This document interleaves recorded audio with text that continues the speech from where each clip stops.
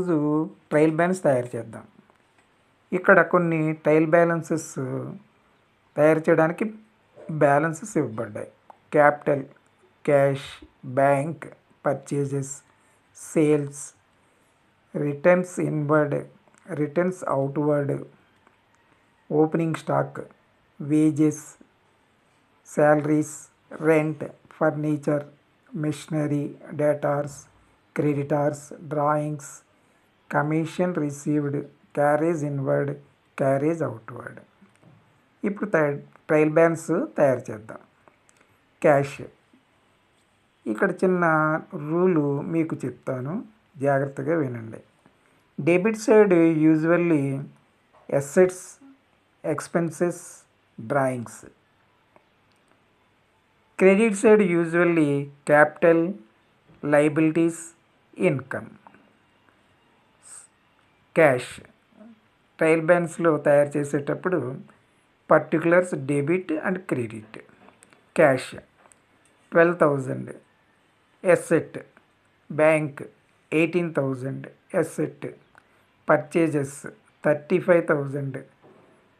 35,000 is a generally అందరూ ఏమనుకుంటారంటే purchase asset అనుకుంటారు, కానీ purchases not a stock. Purchases you have to purchase some material, that is expenditure. So purchases is expenses. Returns inward, that is also comes to expenses. మనం sales చేస్తాం. Sale చేసి అవి sales suppose కొంత అమౌంట్లు సేల్స్లో quality బాగోక return చేస్తారు. ఆ return చేసేటప్పుడు అది ఏమవుతుందంటే సేల్స్లోంచి ఆ రిటర్న్ అంటే సేల్స్ రిటర్న్ తగ్గుతుంది, అంటే ఎక్స్పెండిచర్ కిందే వస్తుంది. Returns inward is a expenditure. Next opening stock, it is asset. Wages expenditure. Salaries 5,000 expenditure. Rent 3,000 expenditure. Furniture 15,000 expenditure, asset. Machinery 25,000 asset. Debtors మనకి మనీ వస్తుంది కాబట్టి 20,000 asset. Drawings, it is A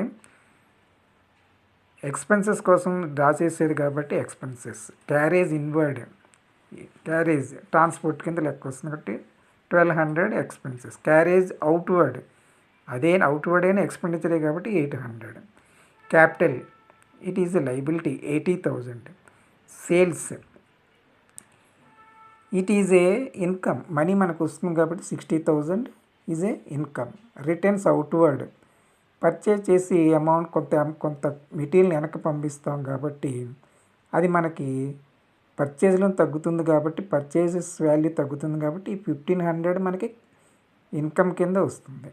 creditors liability, commission received, income.